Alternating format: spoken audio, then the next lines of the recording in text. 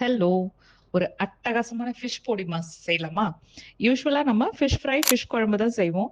இந்த மாதிரி ஒரு தடவ ட்ரை பண்ணுங்க. சூப்பரா இருக்கும். இதுக்கு முதல்ல ரொம்ப முள்ளு இல்லாத மீனா எடுத்து, உப்பு, மஞ்சத்தூள், கொஞ்சம் லெமன் ஜூஸ் சேர்த்து ஊற வச்சு, அப்புறமா ஸ்டீம் பண்ணி வேக வச்சு எடுத்துக்கோங்க.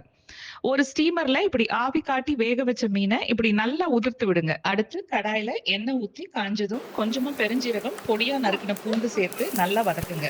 அடுத்து பொடியா நறுக்கின வெங்காயம், உப்பு சேர்த்து நல்லா பொன்னிறமா ஆகுற வரைக்கும் வதக்குங்க. அடுத்து பொடியா நறுக்கின பச்சை மிளகாய், அப்புறம் இஞ்சி பூண்டு பேஸ்ட் சேர்த்து நல்ல பச்சை வாசனை போகிற வரைக்கும் வதக்குங்க. அப்புறமா மஞ்சத்தூள், தனி மிளகாய் தூள், சோம்புத்தூள் இதெல்லாம் சேர்த்து நல்லா கலந்து விடுங்க.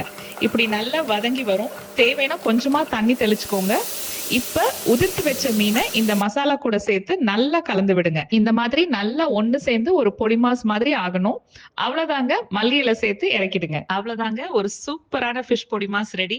கண்டிப்பா ட்ரை பண்ணுங்க. ரெசிபி சேவ் பண்ணிக்கோங்க. இந்த மாதிரி ஈஸி டேஸ்டி ரெசிபிஸ் பார்க்க பேஜையும் ஃபாலோ பண்ணுங்க.